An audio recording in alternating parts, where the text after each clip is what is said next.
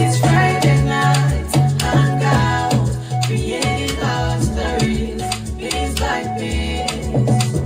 This is Friday night, Hangout, creating our stories, piece by piece. Exploring limitless opportunities, illuminate our path, amplify our impact. Oh, it's Friday night Hangout. It's Friday night Hangout. Are you feeling stuck in your business, professional, or personal life? Or are you struggling to find purpose and direction?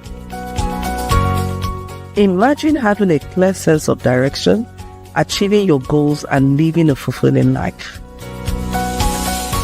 Joy Onyesoh Coaching Consult is here to help you.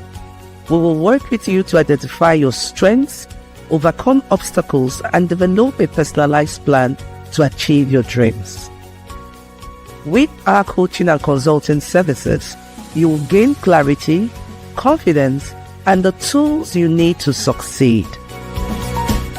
Do not let fear, lack of clarity, or doubt hold you back any longer. Take the first step towards achieving your goals and living your best life. Contact Joy Onyesoh Coaching Consult today. Joy Onyesoh Coaching Consult, empowering you to reach your full potential. Call, SMS, or WhatsApp +234 704 229 1171. Or you can visit our website www.joyonyesohcoachingconsult.com.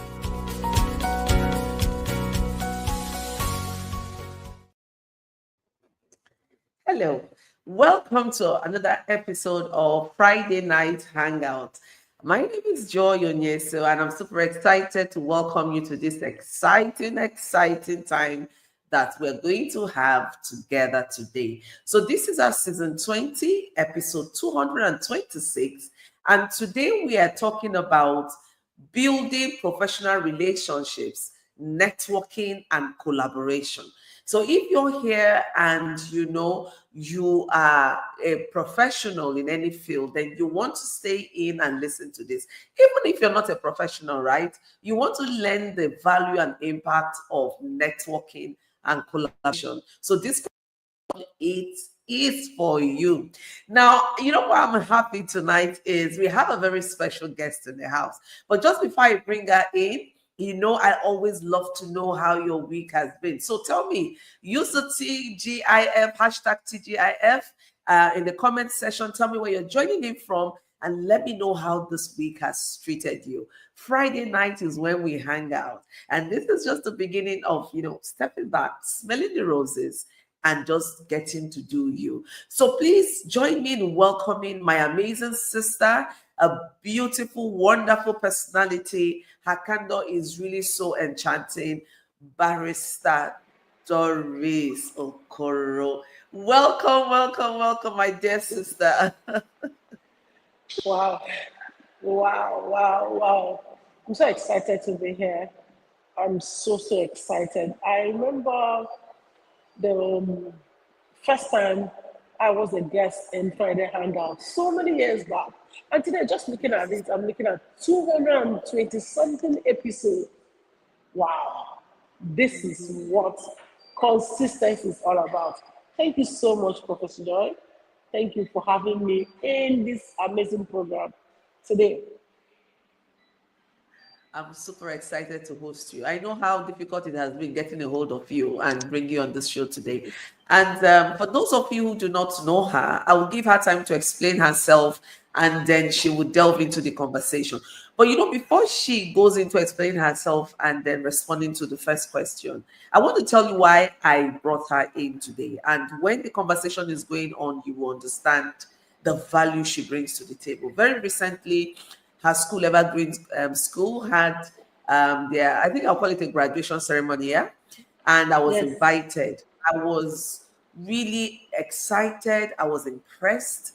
I'm not going to spill all the beans now. We're going to get to that question and you would understand why you need to listen to her. So if you need to get anything done, please get it done quickly. Get out your note-taking material, your notes, because nuggets you're going to be leaving this room with tonight. So please, Barrister Doris Okoro, can we get to meet you? Okay, thank you so much, my dearest sister. Like you've already said, my name is Barrister Doris Chinedokoro, and I'm a teacher. I love to say that again and again and again, that I am a teacher. Yes, I was trained, or I am trained to be a lawyer, but I think I've been called to teach. I've been trained to be a lawyer, but I've been called to teach. So I teach, and it's been such fulfilling journey teaching. So I am the CEO Evergreen Group of School, and I'm the convener Southeast Educators Conference. And of course, in a nutshell, Evergreen School is a school in Enugu. And in the group, we have other schools. Their names are not Evergreen, but they are all part of the group. And Southeast Educators Conference is a conference we do yearly to bring together educators in the Southeast. And these days it's beyond the Southeast.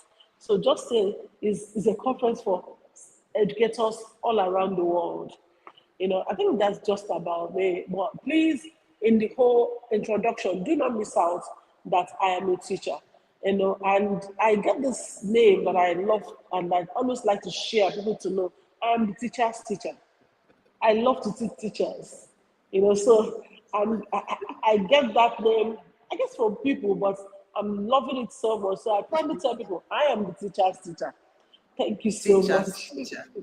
Yes. I love that. So when anywhere you see her, just call her. You don't even, if you forget her name, just say teacher's teacher.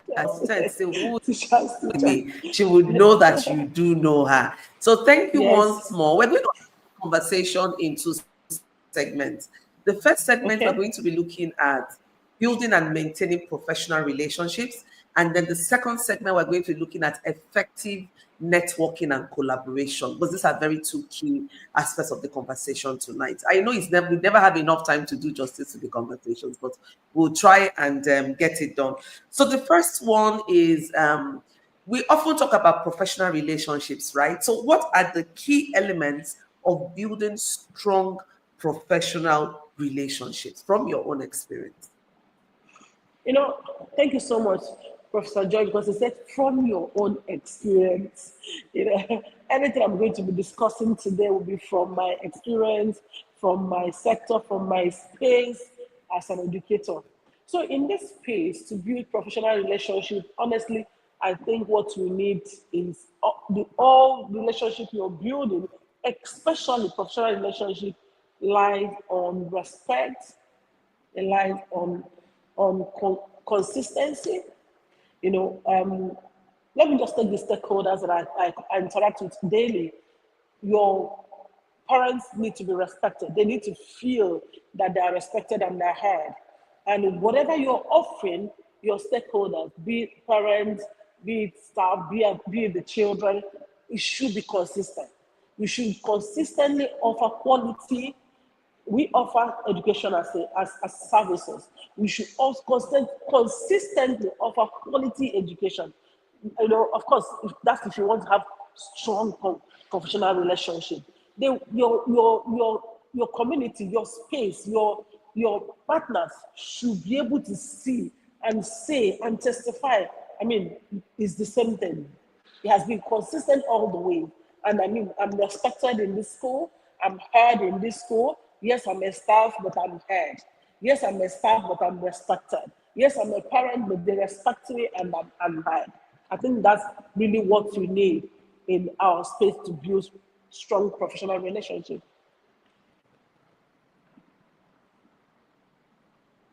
Yes, whatever stakeholder you are, being respected, being heard and valued.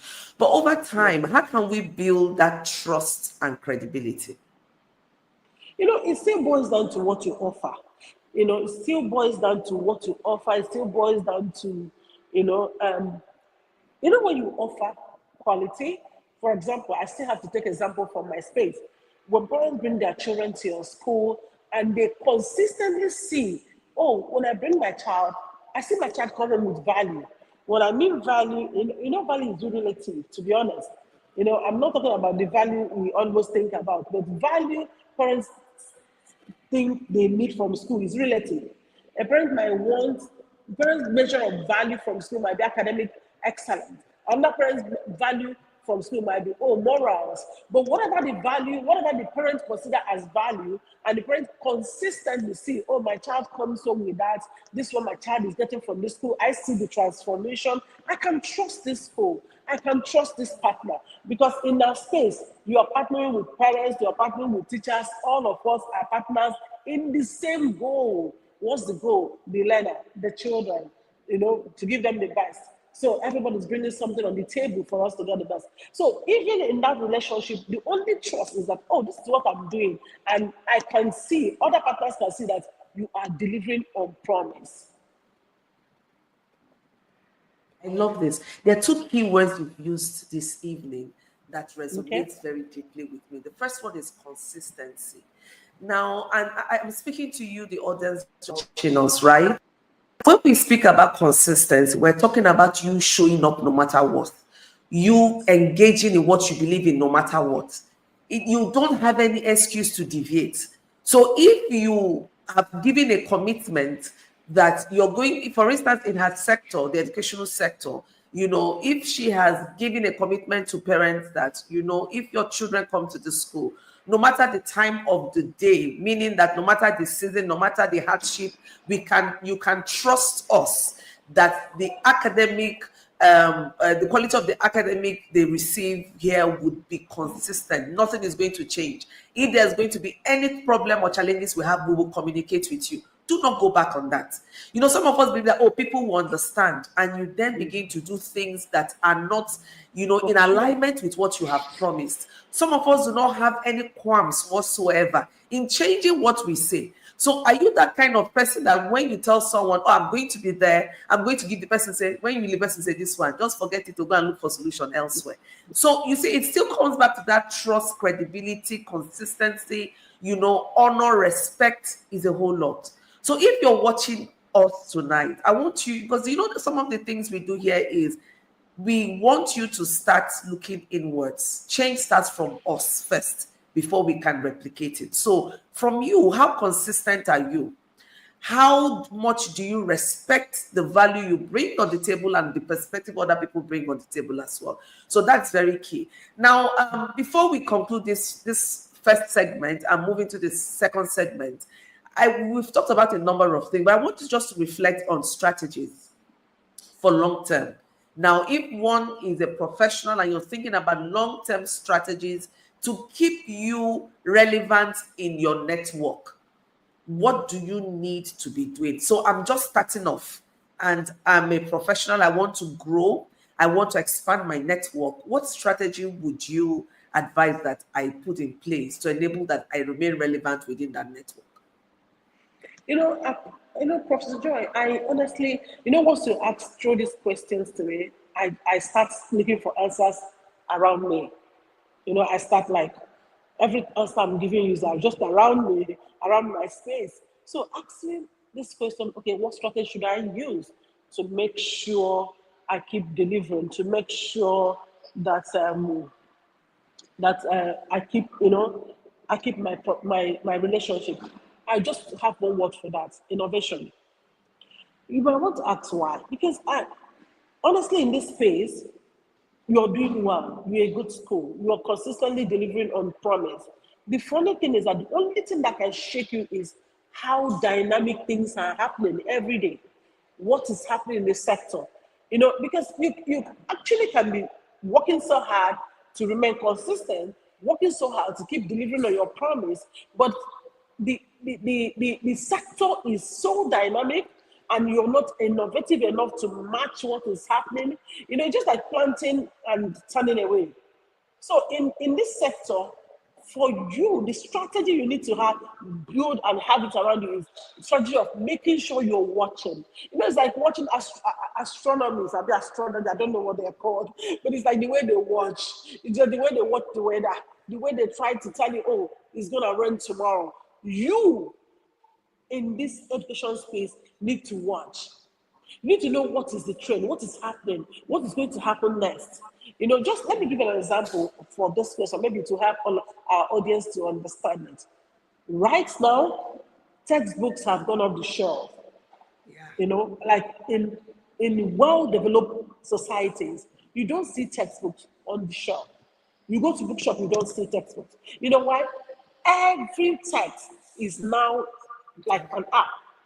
You buy app and you go to your class, use your smartphone, open the app up, and you're teaching. So what you see now on shelves, in bookshops, in well-developed world, what you see are practice papers. Practice papers. So it's assumed that you've done the work. You just want to buy practice papers to like keep practicing. Now you have watched it. You see, it's already here, and you're waiting to embrace technology. You're waiting to find what can I do to start running and racing so that I make sure I'm not relegated to the background. So I make sure I still maintain my relationship. So I make sure I still giving value. So that's why I say you need to be innovative. It's one major strategy for you to maintain this relationship. You need to be innovative. They need your partners need to trust you to, oh, we are right on time. Oh, we are doing the right thing.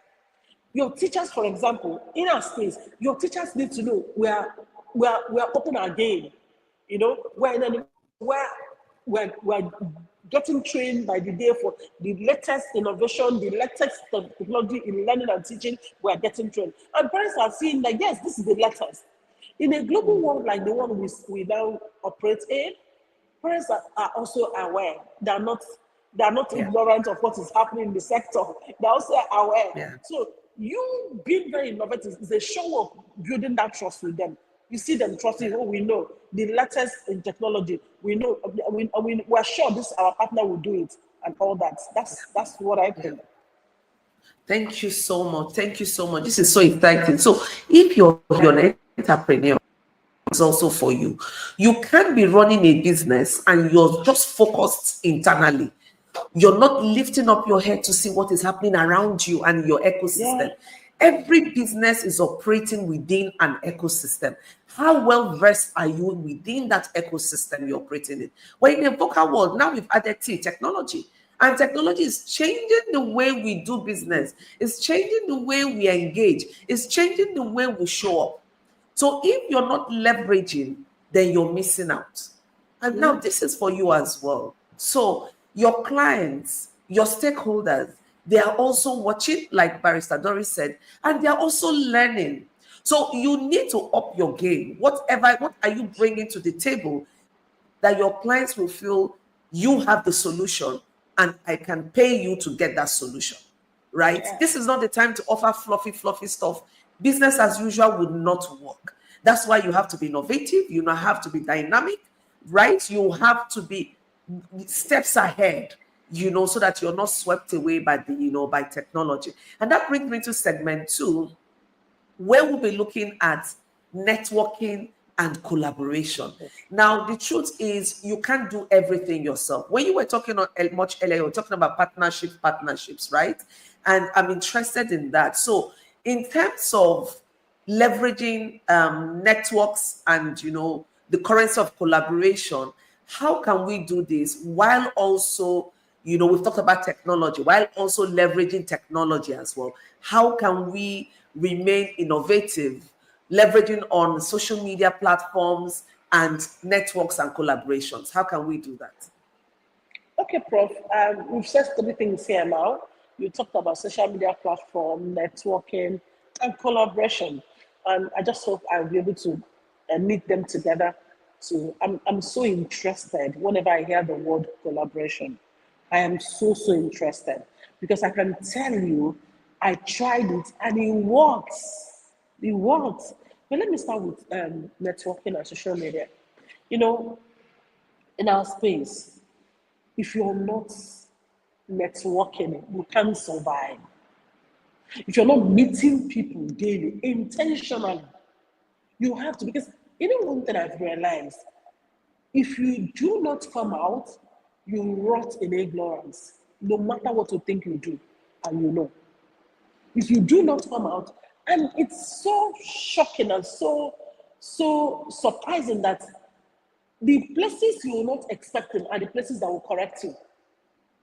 The places you might look at this, oh no, no, no, these people, I do better thing that you network and you hear something that you run back home and start correcting yourself.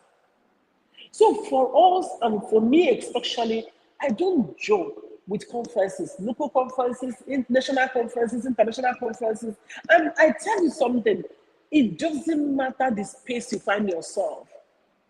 Education, oil and gas, any space you find yourself, every conference, every gathering that is, gathering of intelligence and yes, of course, intelligent and well-meaning people who are interested in push themselves forward. As long as you enter there and network with people, you find new ideas, you see new perspectives, you see how you can do things that you ordinarily will not believe you'll find there. So I don't joke with such places anywhere. Sometimes personally, I just surf the net looking for, oh, where's the next conference? Well, I can afford this one. Let me go. I'll meet people. I'll meet people. It's from you, Prof, that I always hear this. That your network is your net worth. I had this so many years back from you, and honestly, then I wasn't living the life. Right now, your network is your net worth. Yes, it doesn't matter the sector. So it's important, whether you're in the education space or any other space you find yourself, expose yourself intentionally to network. And of course, leverage on social media. Talk about what you do. I tell people that social media is the new currency. Social media is the new currency. And whenever you come out to social media to network and also, show the world, showcase yourself to the world, make sure there's something you're selling. I always tell people the danger of social media is if you are the consumer. But if you're also there to market, you find out that it's going to be useful to you. So for us in the education space, people need to see what you do. People need to see it. People need to know. Show them every day, oh, look at what I do and look at how I do it. And of course, the last thing you mentioned there, Prof, is collaboration, which is, like I told you, is my best word these days. And I keep asking myself, why did our parents not expose us to that? And I realize it's because of the kind of education we were given. We were given education that made us cover our books. When you're writing an exam, you cover your books. When you're writing simple text in class, you're covering your book with your hand. So that's never exposed us to concept of collaboration. But you can imagine these days in classroom where children are now made to sit in groups of 4, giving work together. They all do the work together and do presentation. So collaboration is now being enforced, not just being enforced. Children are finding themselves. They might not know what they're doing, but they're finding themselves working in teams and they're comfortable working in teams. Nobody's now struggling. I want to be first, I want to be second. Children are now comfortable working in teams. Now, for those of us who are not opportune to be trained like that, we still struggle with collaboration. But if you understand today that collaboration is the new competition, maybe you will get some deliverance, yes. Understand today that collaboration is the new competition. If you want to compete favorably in your sector, please collaborate well. Why do I say this? Because I realize that you cannot be an island. In this sector, we have school leaders. By the grace of God, in our town, in Enugu State, I tried so much when I entered into the sector to start collaborating with other school owners. And I tell you the truth today, school owners that I have been collaborating with are the backbone of what I do. They are the backbone of what I do. And it will surprise you that we are like walking distance away from each other. One of the things that make people so scared of collaboration, you want to see the next person as a competitor, especially if the person is in the space where you are. No, yes. That's wrong. They are not competitors. They are your collaborators. They make you better, you make them better. Especially when there is genuine collaboration. Because we've seen it all, but I don't want to go there. What I'm trying to say is, as long as you find people and knowing that it wasn't just being your sector. Like I collaborate with my colleagues, I collaborate with other people to make my work easy. Other people from other sectors that need to help me make my work easy. I have to find a way to, okay, let me call those one partners, but sometimes I do also collaboration with them just to make my work easy. So what I'm trying to say here now is this. I just want to leave something, and I want it to enter into the mind and heart of the audience. Collaboration is the new competition. I just want you to know Beautiful. the latest way to compete now is collaboration. So if you're still in your corner, covering your paper, covering your work, covering what you're doing, you've been left behind. By the time you open your eyes, you won't see anybody. People Yeah, have been thrown away. You're there doing it. Thank you so much. they've all gone. You've all gone. Thank you so much. So, joining in, welcome to the Friday night hangout conversation. With me today is barrister Doris Okoro, and we're having conversation on building professional relationships, focusing on network and collaboration. So, if you're in here, please sit tight. These are 226th episode. Now, barrister Doris, we've been talking about collaboration, and yes, we've identified as a new gold mine, something we all need to tap into. How can we identify collaboration opportunities, right? How can we? You know, first of all, collaboration that is not within your colleagues, collaboration that you need for your services to be better, you identify them.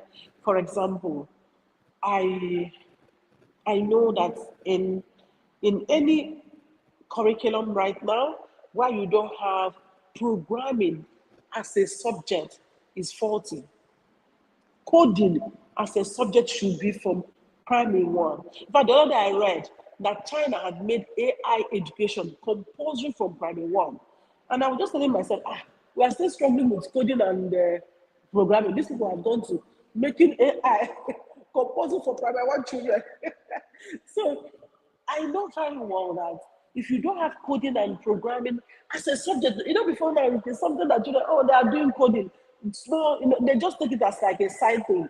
But now, no. If you don't have it as a subject, then you have a very faulty thing you're running. And how can you do it if you don't find collaborators in that space? You have to reach out to people. Oh, please, can we collaborate on this? You ask, how do we find collaboration opportunities? So, first of all, the areas of need. You can find people to collaborate with in the areas of need. And another way you can also see collaboration opportunity in your own strength. There are things you're powerful with, even in that ecosystem. You know this one, I am powerful. You can bring people in to share that because as you collaborate with them to share that, you're getting strength in your weak areas. So the fastest way I try to identify collaboration opportunity is when I notice whenever I feel in this place, I am, okay, let me just make it simpler for us. I love curriculum design. I love it so much. So in this case, if you ask me what's your strength, I will tell you to design curriculum. So because I love it, once I design something, I see that's very fantastic. This is going to give awesome academic performance. I start calling colleague, come, let me teach you something. I just realized that there's something I'm doing because I know this is my strength. I mean, you can't have it. I don't think we're two in that strength, and that's what I believe. So I'll call. I know this is my opportunity. I will even call those I've not called before. When they see it and I pour it out, they are eager to share theirs. And as they share theirs, I'm strengthened because they might not know that this might be the only thing you have, but you have other weak areas. They share theirs. Theirs might be the ones that strengthen you. So for me, how to recognize collaboration opportunity, first of all, things you need to be done in your space and you can't do it. Look around and find people that can help you do it. Then when you have strength in you that you can share, especially that people need this thing you have in you, once you share it, it builds trust. Because somebody listens to you, oh, she's sharing this. It builds trust. Because they're not really around you. I know when Prof, when you came for graduation, I'm sure you are amazed by the number of school owners seated there. Yes. Just because there have been times I called, come, let me share something I learned. And as you share it, they're like trusting you. Let me tell us something. Once you can share what you know confidently and comfortably, people tend to collaborate with you. That's true. They're ready to also share theirs. That's true. So for me, that is how I recognize this opportunity for me to form collaborative what do you call it, opportunity. This is just what I need to Opportunities. do. Yes, this is what I do now, to make sure that I collaborate with these people and of course deliver excellence in what we do. Beautiful. I love this. Not just collaborate, also being able to deliver excellently what you do. And that's what we've been saying. You must come with some value to the table. I recently attended an event and I got a question, and the young man was asking me, how would he know when he's ready to collaborate? I said, you must have something of value you're bringing to the table. That's one way of sustaining that relationship. Any relationship that is not mutually beneficial, would not would it will find difficult to sustain it for a long time. Whoever it is that is always bringing out or giving will get tired. But God has Yes, placed something in your hands. There is something of value that you have. Barrister Doris says there must be something you have as a strength. You can collaborate leveraging that. So this for us is just even beyond professional conversation. If you're an entrepreneur, you want to really listen to this again and take one or two nuggets out of this that you can work with. And before I ask Barrister Doris to give us our final word as we wrap up, because we're running short of time, I want to introduce this book to those of you who haven't seen this book. And that is the Power Woman book, right? It talks about Power Woman, principles and strategies for increasing your circle of influence. This is so important.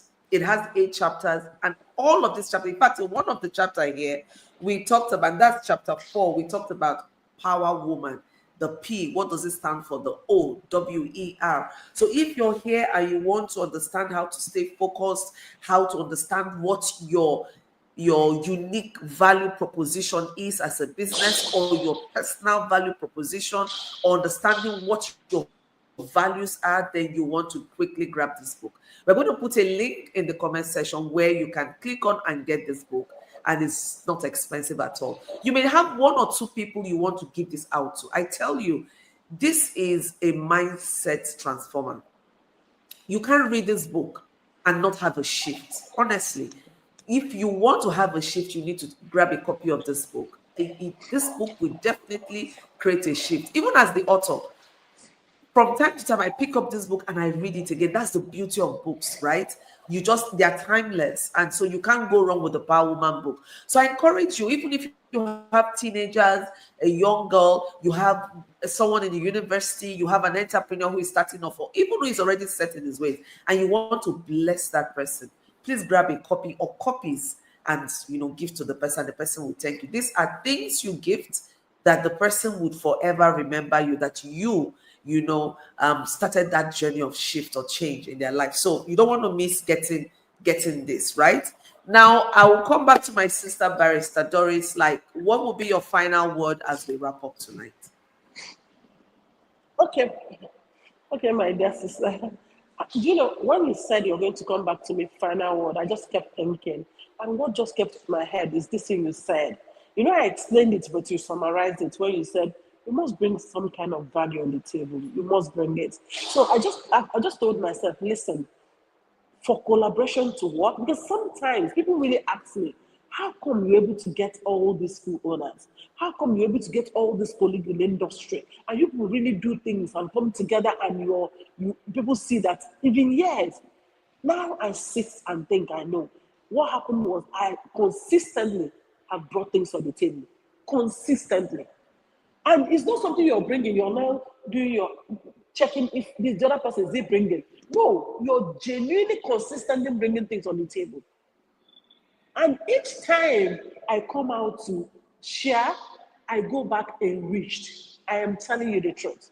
So each time you come out to share that which you think you have, without holding back, without holding it, you live enriched. This power of Diary of CEO said something. If you want to master it, you teach it. It's one of the laws. If you want to master it, you teach it. So each time you come on to share that which you have, in the spirit of collaboration, you go back enriched. You go back enriched. So my last word to our audience this evening, no matter what you're doing, no matter the space you find yourself, can you try sharing value with your colleagues genuinely from your heart? Maybe you're frying akara and you know the tricks you can fry the best of akara. Can you call the next person frying akara? Can I teach you this? Don't be afraid of competition. No, there's no competition anywhere. There is none. That's just the truth. And that truly is my word to our audience this evening. Thank you so much. Thank you so much.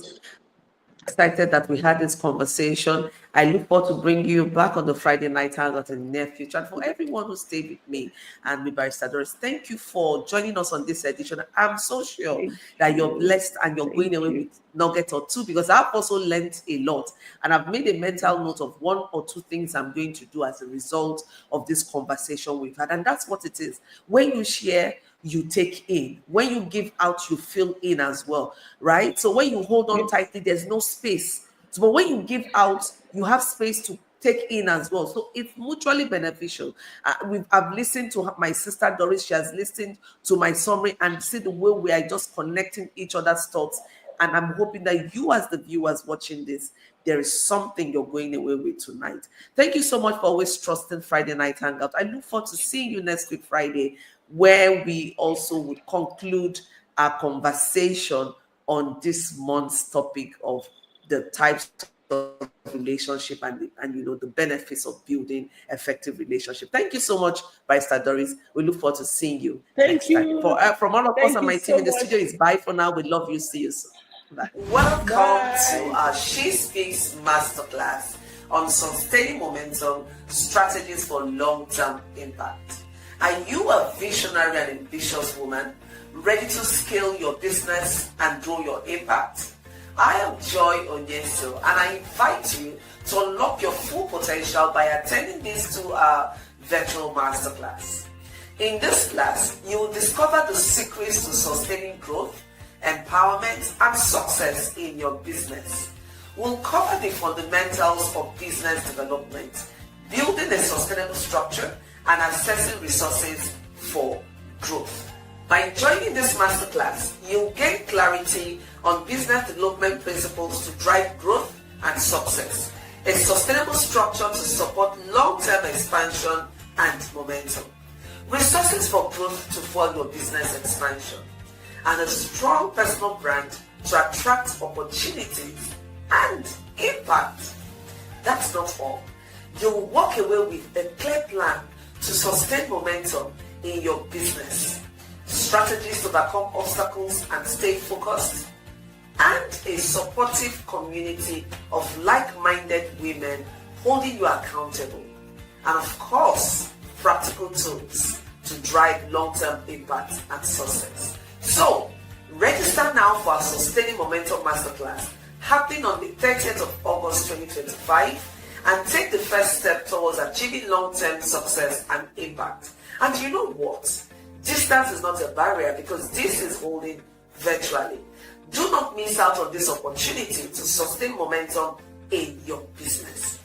Register now and let's get started on this journey to success. See you on August 30th, 2025.